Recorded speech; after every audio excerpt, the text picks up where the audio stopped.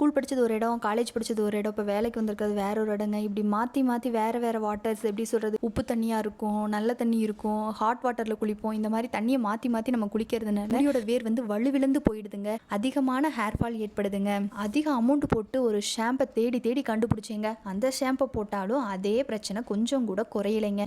அதுக்கப்புறம் தான் நான் கண்டுபிடிச்சேன், சரி ஏதாவது சீவக்காய் மாதிரி போட்டு பார்த்தோன்னா, இயற்கையான முறையில் போட்டு பார்த்தா நமக்கு இந்த ஹேர் ஃபால் குறையுதான்னு பார்ப்போம் அப்படின்னு சொல்லிட்டு சீவக்காய் யூஸ் பண்ண ஆரம்பிச்சேங்க. அந்த போர் வாட்டர்லேயே குளிச்சுட்டே இருக்கிறனால நம்ம முடி வந்து ட்ரையாக மாறிடுங்க. இப்படி ஆகிறத ஸ்டாப் பண்ணுறதுக்கு தாங்க நம்ம நெல்லிக்காயும் கறிவேப்பிலையும் பயன்படுத்துகிறோம். ஏன் நம்ம வெந்தயமும் கரிசலாங்கண்ணியும் பயன்படுத்துகிறோம் அப்படின்னா, நம்மளோட அந்த ஒயிட் லேயர் ஃபார்ம் ஆகுதுங்களா, ஃபார்ம் ஆகும் பொழுதே நம்ம முடியோட வேர் வந்து வலுவிழந்து போயிடும். அதை ஸ்டாப் பண்ணி நம்ம முடியை ஸ்ட்ரென்த்தனாக வளர்றதுக்கு இந்த வெந்தயமும் கரிசலாங்கண்ணியும் முக்கியமாக பயன்படுத்துங்க. தொடர்ந்து இப்போ உப்பு தண்ணியிலே குளிச்சுட்டு இருக்கோம்னு வச்சுக்கோங்களேன், அப்படி ஃபுல்லாக ட்ரை ஆயிருங்க.